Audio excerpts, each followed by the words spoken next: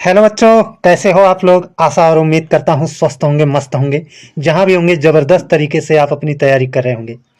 साथियों, आज भी हमारा जो टॉपिक है वो है वाक्य शुद्धि। और वाक्य शुद्धि का मैंने 3 वीडियो अपलोड किया है। तीनों का तीनों थ्योरी क्लास है, जिसमें आपको विस्तृत नियम मिलेंगे और कुछ टिप्स और ट्रिक्स भी हैं, जिनके आधार पर आप वाक्य को शुद्ध करना सीख पाओगे। तो 3 वीडियो मैंने अपलोड किया है, उसे आप देख लेना। और ये मेरा चौथा वीडियो है और यह तो बहुत ज़्यादा इम्पोर्टेंट है। यहाँ से क्वेश्चन तो बहुत ही ज़्यादा बनते हैं, है ना। यहाँ पर आज हम 7वें प्रकार के अशुद्धि को सॉल्व करेंगे। अनुचित शब्द के अशुद्धि का प्रयोग।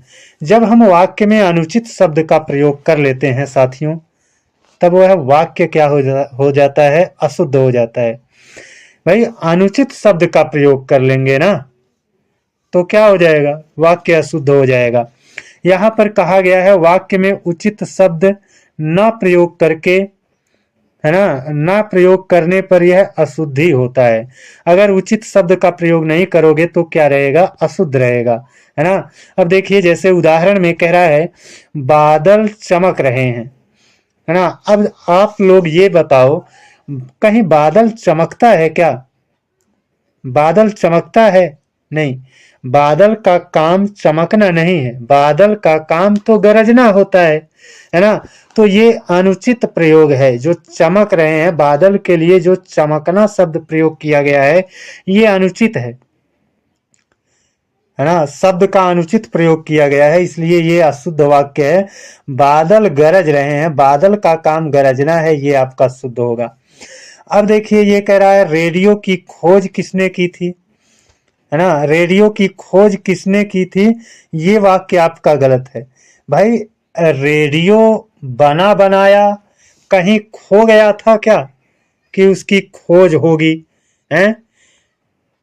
जैसे सीता जी खो गई थी तो उनकी खोज हुई थी, ऐसे रेडियो खो नहीं गया था। रेडियो का भाई खोज नहीं होगा, रेडियो का क्या होगा, आविष्कार होगा। तो आविष्कार वाला शुद्ध होगा। खोज आमतौर पर हम लोग पढ़ते हैं, है ना, लेकिन ये अशुद्ध है। हिंदी में वाक्य के दृष्टिकोण से ये अशुद्ध वाक्य है। रेडियो की खोज नहीं, रेडियो का आविष्कार। अभी कहा जाता है कंप्यूटर की खोज किसने की। भाई, वो भी गलत है। कंप्यूटर का आविष्कार होगा, खोज थोड़ा होगा कि भगवान बना करके रखे थे, बस खो गया था और हम ढूंढ रहे हैं, ऐसा तो है नहीं।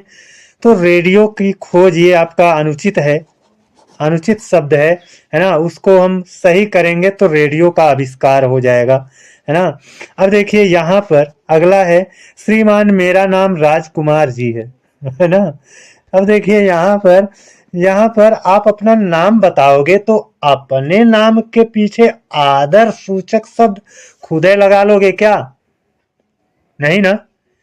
भाई, दूसरे के नाम के पीछे आप आदर सूचक शब्द लगाओ, अच्छा है, लेकिन अपने मुंह मियाँ मिट्ठू बनना ये तो गलत बात है ना। तो श्रीमान जी मेरा नाम राजकुमार जी है, अपन है, अपने अपना नाम बता रहा है और अपने नाम के साथ आदर सूचक शब्द व्यक्ति खुद प्रयोग कर रहा है। यही जी लगा करके अनुचित शब्द का प्रयोग कर दिया है और ये वाक्य क्या हो गया है, अशुद्ध हो गया है ना। मेरा नाम राजकुमार है, ये आपका क्या है, सही है। मेरा नाम राजकुमार है ना। अब देखते हैं आगे। अब यहाँ पर देखो, एक उदाहरण है, क्योंकि दोस्तों उदाहरण ही बड़े इंपॉर्टेंट होते हैं। जो बच्चे 2-4 उदाहरण पढ़ करके सोचते हैं अरे अब हो गया, है ना, जो ऐसा सोचते हैं अरे अब हो गया, तो भाई उनका कभी नहीं होगा, वो ऐसे ही लटके रहेंगे। उदाहरण से ही तो क्लियरिटी बनती है ना। उदाहरण ही तो आपके एग्जाम में आएंगे। उदाहरण को ही, भिन्न भिन्न प्रकार के उदाहरण को लेकर के ही आप प्रैक्टिस करोगे, आपका दिमाग चलेगा, आपका दिमाग खुलेगा, आप आगे बढ़ोगे, मतलब आपका तैयारी मजबूत होगा। ये वाला उदाहरण बड़ा मजेदार उदाहरण है ना। और ऐसे उदाहरण आ जाते हैं तब हम उसी में कंफ्यूज हो जाते हैं और हमारा सही नहीं होता है। इसीलिए कहा जाता है कि नोट्स बनाओ, उसका रिवीजन करो। और मैं अपने चैनल पर पूरा हिंदी आप लोगों को अपने नोट्स से पढ़ाया हूँ और फ्री में पढ़ाया हूँ। बेहतरीन नोट्स था और बेहतरीन ढंग से पढ़ाया भी गया है। तो आप चाहते हैं तो यहाँ से हमारे चैनल से तैयारी कर सकते हैं। हमेशा मैं अपने इस चैनल पर हिंदी से संबंधित और मैथ से संबंधित वीडियो लाता रहूंगा। अब देखिए ये कह रहा है उन्नति के मार्ग पर संकट भी आते हैं। तो देखिए दोस्तों, उन्नति के मार्ग पर जो संकट की बात किया है यही गलत है। संकट नहीं होगा उन्नति के मार्ग पर, संकट नहीं, संकट के बजाय बाधा। बाधा उचित शब्द है। बाधा मतलब रुकावट, है ना। उन्नति के मार्ग पर बाधा भी आती है ना। और बाधा को ही क्या कहेंगे, रुकावट कहेंगे। अब देखो यहाँ पर तो ये उदाहरण बहुत इंपॉर्टेंट था, इसको ध्यान में रखना आप लोग। सर्वनाम की अशुद्धियां। अब हमें सर्वनाम की अशुद्धियां पढ़ना है। अब सर्वनाम हम सही ढंग से प्रयोग नहीं करेंगे तो भाई अशुद्ध माना जाएगा वाक्य, है ना। अशुद्ध माना जाएगा। जैसे अभी आपको खुद ही देखने को मिल जाएगा। इसमें कहा है मेरे को कुछ नहीं मालूम है। अब बताओ, कह रहा मेरे को कुछ नहीं मालूम है ना। तो मेरे को यही तो गलत है ना। मेरे को इसकी जगह रखो मुझे, मुझे कुछ नहीं मालूम है ना। तो ये सर्वनाम जो मेरे को रखा गया था यही आपका क्या था, अशुद्ध था। तो सर्वनाम की अशुद्धि में ये आपका मेरे को जो लिखा है ये आपका क्या हो गया, अशुद्ध होता है ना। अब आगे भी देखो, बहुत सारा उदाहरण देखना चाहिए, है ना। यहाँ पर कह रहा है मैं मेरी कलम से लिखता हूँ। अच्छा, मैं मेरी, मेरी ये मेरी गलत है। मैं अपनी कलम से लिखता हूँ, है ना। मैं अपनी कलम से लिखता हूँ। तेरे से कुछ नहीं होगा। तेरे से ये आपका गलत है। तुझसे कुछ नहीं होगा, है ना। वह उसका चश्मा भूल गया। भाई वह उसका नहीं, अपना चश्मा भूलेगा, है ना। वह उसका चश्मा भूल गया, तो उसका जो सर्वनाम है ये गलत है। वह अपना चश्मा भूल गया, ये वाला आपका क्या होगा, शुद्ध होगा। अब देखिए यहाँ पर रूल में कुछ दिया है ना। क्या दिया है, इसको अच्छे से पढ़ो। कह रहा है यदि वाक्य में संज्ञा और सर्वनाम दोनों प्रयुक्त हो तो संज्ञा शब्द पहले और सर्वनाम शब्द बाद में आएगा, है ना। तो संज्ञा और सर्वनाम दोनों है तो संज्ञा पहले आएगा और उसके लिए जो सर्वनाम हम प्रयुक्त करेंगे वो बाद में आएगा। जैसे राम का प्रयोग हम पहले करेंगे और राम के नाम के स्थान पर जो शब्द हम प्रयोग करेंगे, जैसे वह का प्रयोग करेंगे तो वह का प्रयोग बाद में होगा। तो वही चीज है। और एक उदाहरण भी दिया गया है, अच्छे से इस उदाहरण को पकड़ना, इसमें कहाँ कमी है। कह रहा है शिकारी उस पर गोली चलाई लेकिन शेर बच निकला, लेकिन शेर बच निकला। अब देखो इसमें देखिए क्या है, शिकारी उस पर, उस माने उस शिकारी उस पर, उसका मतलब कौन, उसका मतलब शेर, उसका मतलब कौन, शेर ना। शिकारी उस पर गोली चलाई लेकिन शेर बच निकला।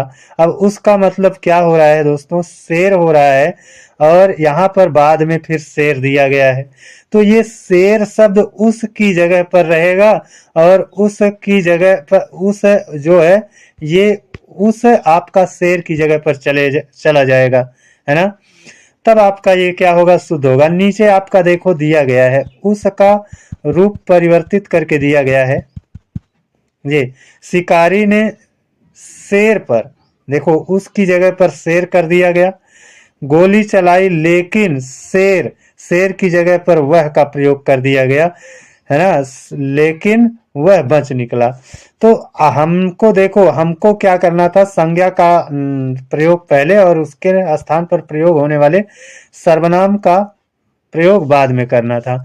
तो यही पद क्रम आगे पीछे हो गया था, इसी वजह से ये वाक्य गलत था। लेकिन अब ये आपका क्या है, दूसरा वाला शुद्ध है, हो चुका है। अब आगे है पद क्रम की अशुद्धि, है ना।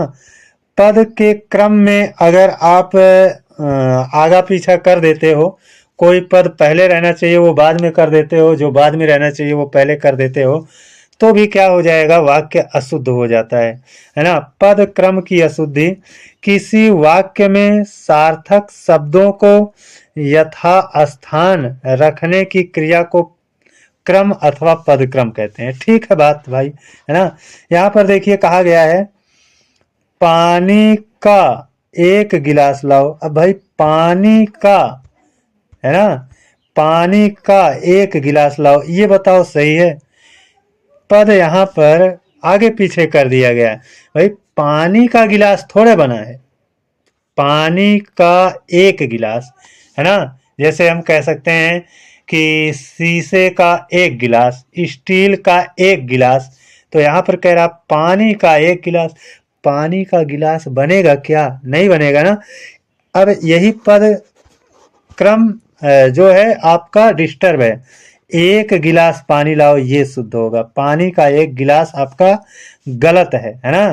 पानी का एक गिलास आपका गलत है, एक गिलास पानी लाओ। पानी का एक गिलास, इसका वाक्य, इस वाक्य का अर्थ निकालो, देखो अभी आपको हंसी आएगी, है ना। लेकिन समझोगे तब हंसी आएगी, बिना नहीं समझ में आएगा तब हंसी थोड़ा आएगी, है ना। अब देखो कह रहा है एक पानी का गिलास दीजिए, एक पानी, एक पानी रहेगा उसका गिलास देना है, एक पानी का गिलास दीजिए, है ना। तो ये तो बात गलत है ना। एक गिलास पानी दीजिए, ये आपका क्या होगा, शुद्ध होगा, दूसरा वाला, है ना। अब देखो यहाँ पर शीला ने बाजार से एक मोतियों का हार खरीदा, ये आपका गलत है। शीला ने बाजार से एक मोती, है ना, का हार, मतलब जो हार है उसमें एक मोती, एक मोती उसमें गुहा गया है ना। तो शीला ने बाजार से एक मोती का हार खरीदा कि मोतियों का एक हार खरीदा, ये रहेगा ना। तो यहाँ पर एक मोती का हार नहीं होता है, मोतियों का एक हार होता है ना। तो आपका दूसरा वाला देखो, शीला ने बाजार से मोतियों का एक हार, बहुत सारी मोतियां थी उनको पिरोया गया और एक हार बना है, उसको खरीदा है, ये वाला दूसरा वाला आपका सही है। मैंने 2 रुपए मोहन को दिए, ये आपका गलत है। 2 रुपए बाद में रहेगा, मोहन शब्द पहले रहेगा, है ना। मोहन पहले रहेगा और 2 रुपया बाद में रहेगा। मैंने मोहन को 2 रुपए दिए, है ना। दूसरा वाला वाक्य क्या है, सही शुद्ध है दोस्तों। अब देखिए साथियों, हमारा वाक्य शुद्धि में जितना भी नियम टॉपिक, इस टॉपिक में जितना भी नियम था सब मैंने पढ़ा दिया है, और कुल मिलाकर के 4, है ना, कुल मिलाकर के 4 वीडियो में मैंने पढ़ाया है क्रिया की अशुद्धि से संबंधित, है ना। इसमें 5 नियम दिए गए थे, और उसके बाद तुम्हारा व्यक्ति, वाचक, संज्ञा और क्रिया के मेल से संबंधित अशुद्धि थी, है ना। उसके बाद तुम्हारा यहाँ पर एक था अव्यय संबंधी अशुद्धि थी, इसको भी पढ़ा दिया गया है। इस तरह से वचन संबंधी अशुद्धि थी, इसे भी पढ़ाया गया। लिंग संबंधी अशुद्धि थी, इसे भी पढ़ाया गया। वर्तनी संबंधी अशुद्धि थी, अनुचित शब्द के अशुद्धि, अनुचित शब्द के प्रयोग से अशुद्धि थी, उसको भी। सर्वनाम की अशुद्धि पढ़ाया गया, पदक्रम की अशुद्धि पढ़ा गया, है ना। तो ये सब आपको पढ़ा दिया गया है, और अगर आप चारों वीडियो देख लेते हो तो निश्चित तौर पर आपको फिर से वाक्य शुद्धिकरण कहीं से पढ़ने की जरूरत नहीं पड़ेगी। तो हमारा यह प्रयास कैसा है दोस्तों, आप लोगों का एक पॉजिटिव कमेंट हमको मोटिवेट करता है, एक प्यारा सा कमेंट जरूर करिएगा। आज के लिए बस इतना ही। जय हिंद, वंदे मातरम।